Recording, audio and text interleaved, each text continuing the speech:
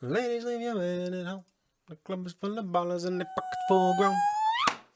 The Netflix docuseries sensation Cheer came back for its second season, and yeesh, what a roller coaster. This season was all over the place. Now let me start by saying that I'll give some thoughts on the show spoiler free, but it's going to be really hard to talk about this second season without really getting into things. So I'm going to spend a majority of the time talking about things that happen. So right off the bandshell, I can tell you that this second season isn't as cohesive narratively as season one.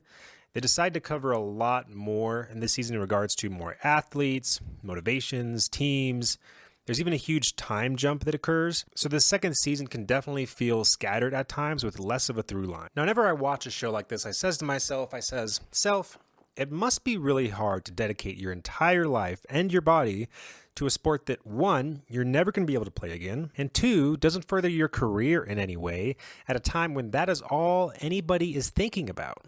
But these athletes care so much about this sport that you can't help but get pulled in with them. And that's one of the reasons this series is so captivating, is you get done with an episode and you feel like you're a part of the team and the community, and you're stretching in your living room in case they need you to replace someone on mat. With that said, if you've watched season one and loved it just like everyone else, then I'm over here preaching to the choir. Now, if you haven't watched season one, go watch season one, watch my review of season one, then come back. Well, like and subscribe, then come back and watch this review. With that said, the gloves are coming off. What? And I'm going to spoil everything. One of the most interesting and honestly smart choices they made this season was to give more coverage and more screen time to Trinity Valley Community College. From now on, I'm just going to call them TVCC. You get to learn all of their backstories, which just builds up this rivalry for the audience so much further. And I got to say, by the time they get to Daytona, I was rooting for TVCC, especially once they get that angel girl who you could not convince me is human and wasn't engineered in a lab. Jesus Christ. They were consistently focused, while as Navarro was scattered, distracted, which in my opinion is the overall lesson of this season, which we'll get into. Now here's the thing, I completely forgot that Jerry was even in this season until about episode 4. You see him in the background of some routine they're doing, and I was hoping that they wouldn't ignore his allegations and kind of just pretend that it didn't happen, which they don't, because episode 5 is aptly just named Jerry. Now Jerry, this situation felt so wrong. Not only what Jerry did, but how the events unfolded and how it played out. A quick summary. So before the first season of Cheer, when Jerry was 19, he reached out to a boy that was 13 and was basically trying to grow a sexual relationship with this boy. Later on, Jerry would corner this boy in a bathroom, pleading him for sexual acts, which the boy turned down and obviously made him uncomfortable because, well, if I was 13...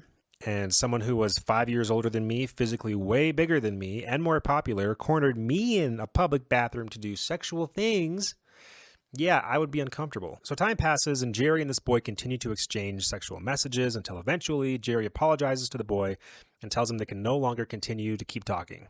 Afterwards, the boy's mom goes snooping through his phone, finds the apologetic message from Jerry, and confronts her son about it. He spills the beans, and in what is an unintentionally hilarious scene, she describes to the camera crew her discovering the video of Jerry molding his clay on her son's phone. The mother was understandably furious and wanted to go after Jerry, but the son didn't because he felt like it might hurt his reputation within the cheer community. And now, how the rest of the situation plays out, like Kevin Spacey, it just rubbed me the wrong way. Despite the mother's need to go after Jerry, her son doesn't want to, until he sees Jerry getting positive recognition from the president. Then he feels angry, and he doesn't want Jerry to be seen in a positive light after what he did to him. He finally sides with his mom, who proceeds to hire an attorney and seek out the help of the FBI. They arrest Jerry, who, based on the information, it seems like he confessed to the FBI before he sought out legal representation, which, by the way, huge mistake. And now Jerry is facing 15 years in prison. As uncomfortable as this situation is,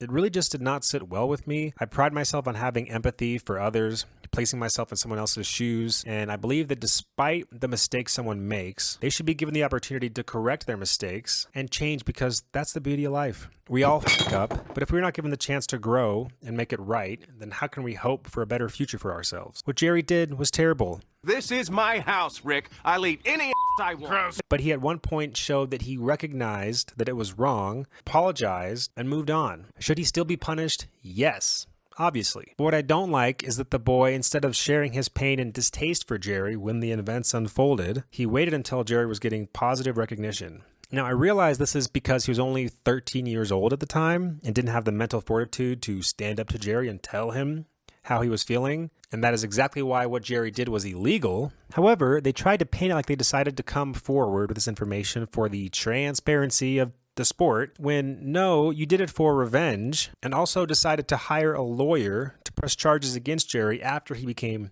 rich and famous. Mom, I'm looking at you. I'll end this tangent by saying that Matty Brum's dad raped 4 women, one of whom he beat beforehand, and he was sentenced to 10 years in prison. And it makes me wonder, would Jerry's sentence have been so severe if his case wasn't such a public thing that happened? Shifting gears, there's a huge time jump that happens in this show. Because of COVID, this show takes place over the course of 2 years.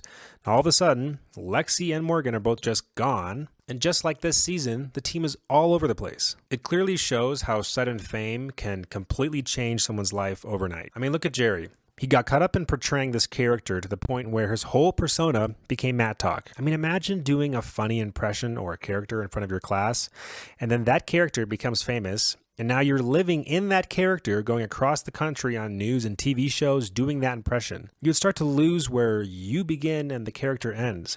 Now, because of COVID, the team doesn't compete in 2020. Monica leaves to go do Dancing with the Stars. A new assistant coach conveniently decided to come back to Navarro after they became the most famous cheerleading school in the country, and the team doesn't have faith in her, understandably so. Ladarius feels betrayed. He leaves.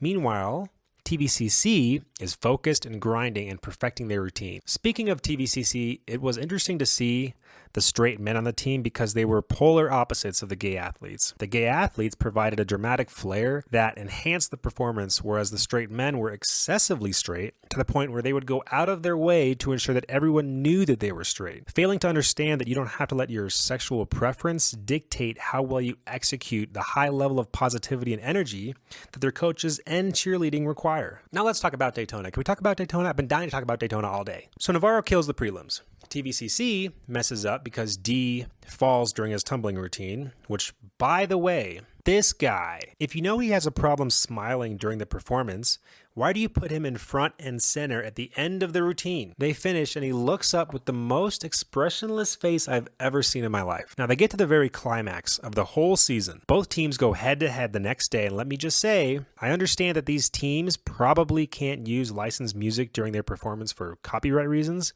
but by God, they perform to these songs that are clearly produced by some local DJ.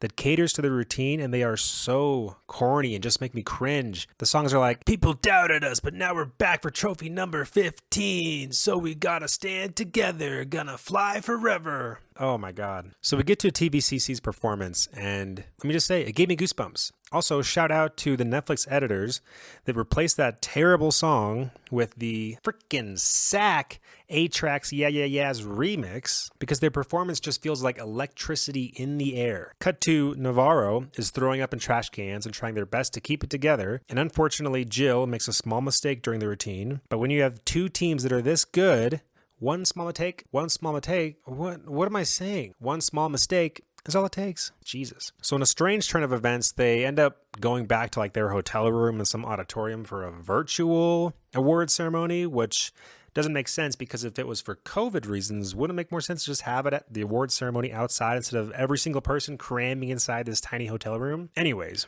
cue the Queen music because TVCC are the champions. This was an amazing end to a wild season, and because they spent a lot more time showing TVCC's side of the story, the payoff was so good. It was inspiring and so satisfying. I really hope they do a season 3 because now each team has a win and the rivalry would be insane. So that's it, y'all. I've said it before, I'll say it again, like every video you watch, not just mine. If you want to see more vids like this, substitute teacher down below, and I'll see you next time.